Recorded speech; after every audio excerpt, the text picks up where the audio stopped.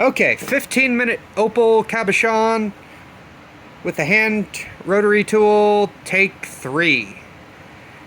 Mexican Catalina, fire opal, I don't know, whatever you all want to call it. Alright, I got this here cup burr.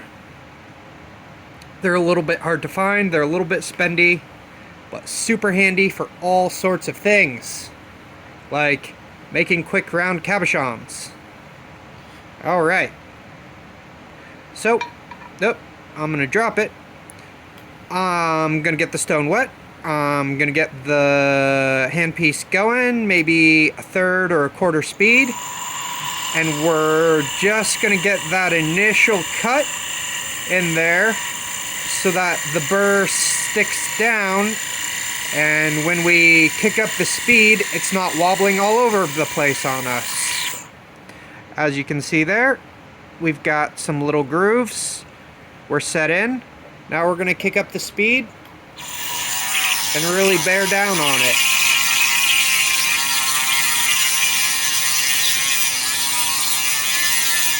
Now you can see I'm rocking it a little bit so that the edge of the burr there is doing the cutting, and we've got less surface area, which means we're going to cut that initial shape a little bit faster. Now you don't want to get too far down on it, or else you'll start getting an undercut, or as you saw just there, you'll get caught on your outside edges. Now we've got a pretty good cut. We're just going to go straight down and work on that dome.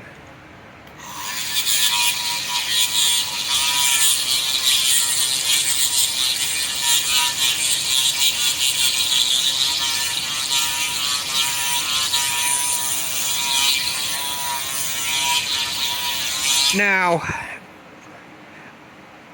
there we go. Got a decent dome going there. I do not recommend doing this on high dollar gems. This is a waste of material.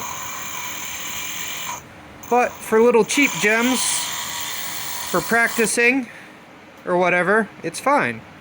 Now, normally I would say for these outside edges, you can just take your thumb and break them off, but it's a little bit too thick.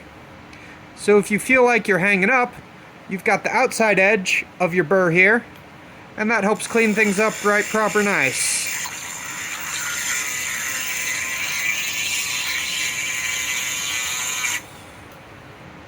And it's a good thing I've got my phone, not foam, sitting on top of my magnifying light, so it's not getting wet. Alright, boom. See, we've carved that down a little bit. Get a little bit wear on the top side, get the most money, most bang for your buck out of your tools. Save yourself time by not having to change out bits. Alright. Now we're going to work on carving it down a little bit more. You notice I'm wearing a rubber glove here. That is because these buggers will cut you. Not like a knife, like high-speed sandpaper. It will just eat your hands.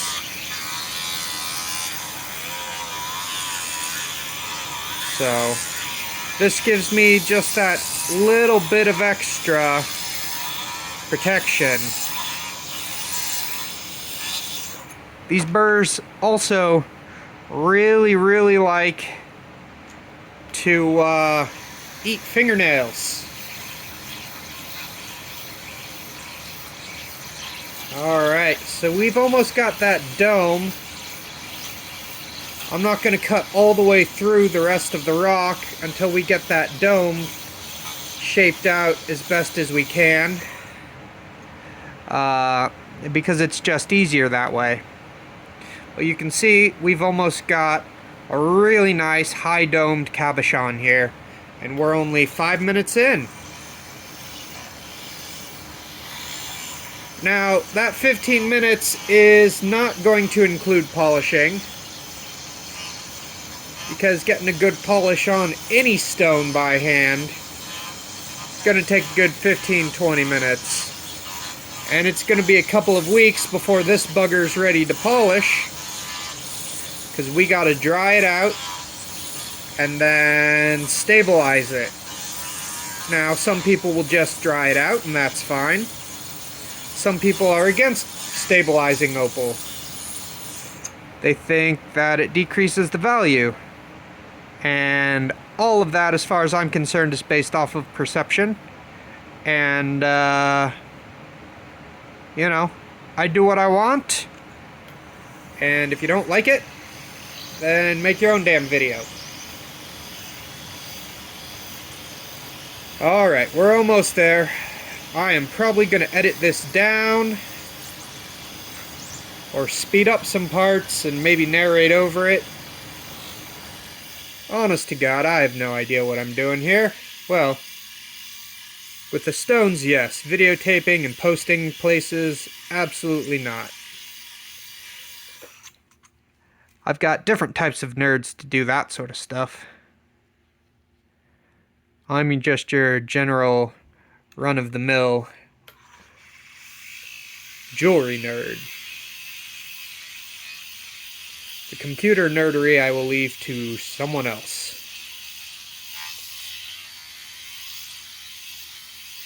Anywho, so I mentioned earlier, got to dry this stuff out.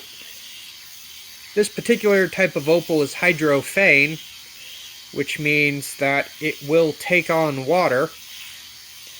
And in some of the hydrophane opals, when it gets wet, it actually becomes more clear and transparent. This particular piece is, well, is about this transparent, wet or dry. So, having it wet's not really going to affect how it looks. But if it dries too fast, it will crack. And so we've got to dry it slowly by tossing it in a plastic bag that is left open, and then putting it in the fridge so that the water evaporates very slowly. I'm experimenting with other ways of drying these things faster and stabilizing them faster. And if you want to learn how to do that, as my art history instructor used to say, I encourage you to do your own independent research. Alright, got that bit cut off, and we are almost done at the top.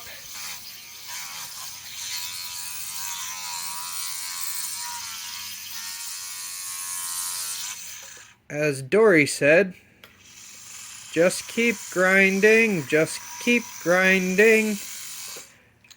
That also, I might be mixing up a Lords of Acid song. But, you know, who knows? Whatever. I could see Dory the fish being into Lords of Acid. It's not the craziest thing I've heard today. Or even said today. But, yeah, I probably can't repeat the craziest thing I've said today in a public forum. Not that it's bad, it's just, you know, my mom might see this or some such thing. And we don't need that. Alright, almost done here. Come on, you can do it! Yep. Watch out for your fingers. Alright. There we go. Bada bing, bada boom, bada opals. It's a nice little cab. We still got a little bit of a rough spot there. We'll clean it up a little bit. Check and see if I've got a finer grit.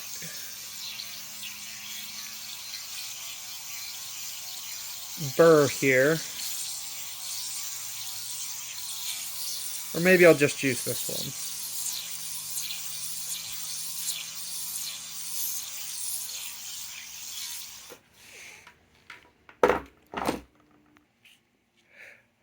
Okay, so I swapped out burrs. As you can see, or perhaps you cannot see. Let's... Oh, there you go. Focus time. Good. Nope. All right. Anywho, the center of this is pretty worn out. I have abused the crap out of this thing. So we're going to hit it at a little bit more of an angle, like so. And hope we can just get a nice, little bit smoother finish on this bugger. And see what we get.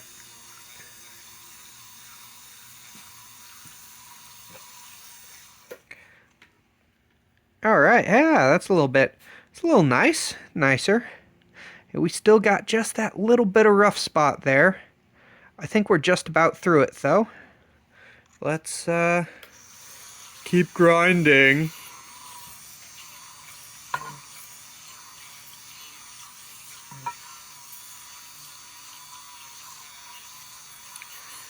Buzz.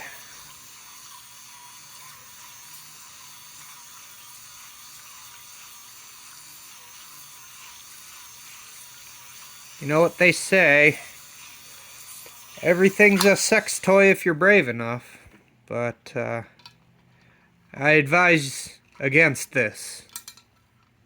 I've seen some crazy shit, but this is just a little bit too masochistic for me.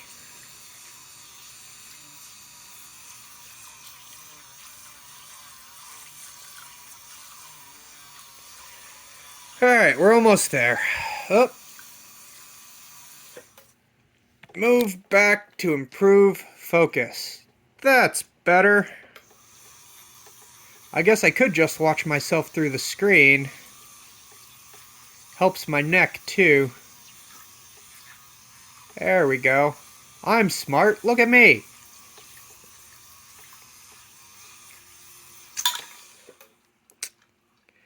Yep, you can also dop the little bugger up, or just a little drop of super glue, and take care of you real nice. Now, I think we're just about good here. I want to get that little bit on the side, and having that little bit still in the center. It is smooth. That's just a bit of inclusion, and I like that. That's one of the great things about Opal. And especially Opal and Matrix, which is one of my favorite things in the world. Just different textures, colors, all that jibber jabber. It's not like a diamond. Diamond's just, oh, it's super clear and pure, and look at that cut. Like, meh. Everyone's all like, oh, the natural beauty of diamonds. Diamonds are overrated and overpriced. Go buy your woman an opal. That's where it's at. Anywho. Alright, so here's another bit that I really like. It's a hole boring bit. And I actually use it as a drum grinder more than I do for its intended purpose. But it removes material fast, and you've got a nice good surface area, so you can flatten out the backs of things real nice. Like so.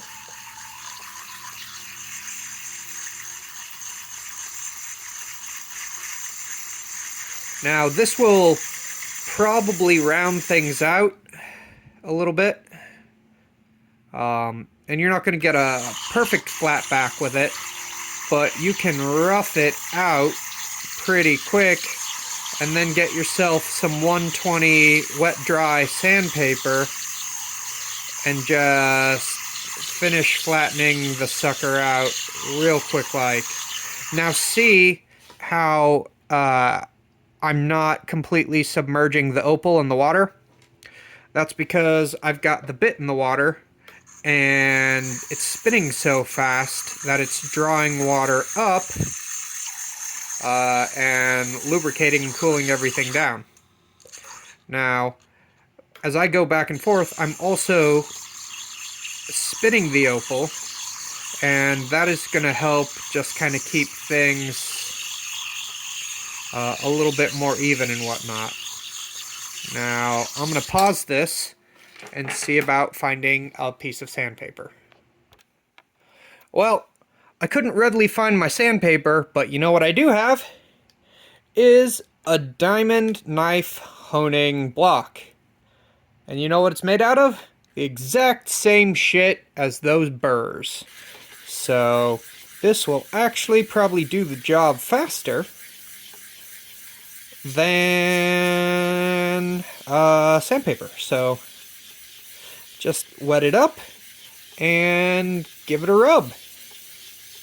That's what she said. Giggity. And look at that. It's almost flat. Not quite. Maybe we'll hit the 150 first. Get it a little bit faster. You can go back and forth. You can go side to side. Do whatever you like. The more different directions of scratches, the easier it is going to be to do a final polish.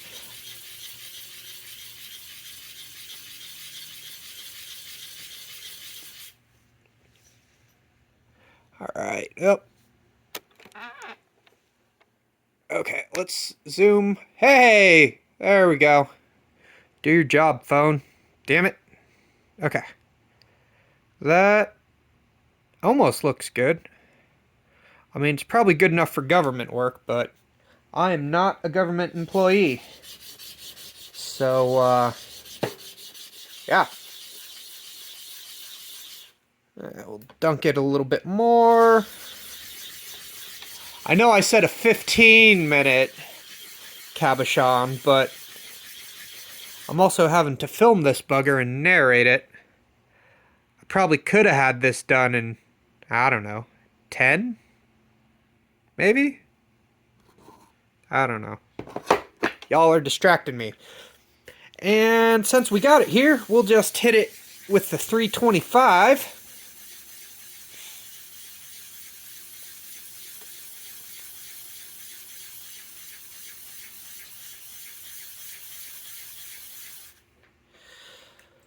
Alright.